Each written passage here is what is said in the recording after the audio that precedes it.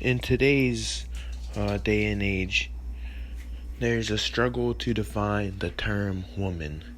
I'm sure you've all seen Matt Walsh on Dr. Phil arguing with trans activists or professor. No one can seem to describe or define the term woman. What is the ideal woman? What does a woman have to be? Well, if you are a woman and you struggle to understand what men want out of your kind or what men find attractive, then this video will answer those questions for you. And if you are a man who keeps interacting with women who are insufficient for him, then you can definitely do some reflecting off of this video. With all that being said, let's go to Build-A-Bitch. I'm so sorry, I'm not a misogynist. Okay, yeah, let's get this started. Now, ideally, when you're searching for a long-term woman to be, to interact with, you should look to these two regions, South Korea and Japan. These women have the highest stats out of the rest of the women in the game, and thus make far better companions. With that being said, let's jump into the rest of this video. Now, when interacting with a woman, you have to have some sort of end goal in mind. A, you just want to be friends. B, you just want to be more than friends. Or C, you're trying to bag it and tag it, you know what I mean? Let's start with the style, the ideal woman style. For the longest time, women were supposed to cover their legs. Now, I think it's time for you to put on some jeans and start being the CEO of a Fortune 5 company. What's more attractive than a woman in a construction worker uniform? A woman in a business suit. Imagine, you walk into the bar and you see a woman out on the town that night. She got herself a nice Stuart Hughes diamond $778,000 suit, and her MacBook looking like a young dapper lass ready to get her business done. Now, in my opinion, this is one of the more ideal types of women. But for those of us that are more casual and we don't have our standards so high, let me introduce you to another style. And this style often correlates with these images. Yes, if you guys probably know where I'm headed with this, with the anime and the gaming, and then this. Now let's stop before we continue, and for 1 second, if you are a girl or a boy, you think that woman is ugly, or you think that you're ugly, let us all have a moment of silence for you. Now, it's time for you to pick yourself up and go to the store and buy these items that I'm about to show you. Now, after you go to the store and you purchase one pair of each of these items, if you interact with a male and he doesn't like you, it's because he's homosexual. So don't worry about being rejected by a boy who likes boys.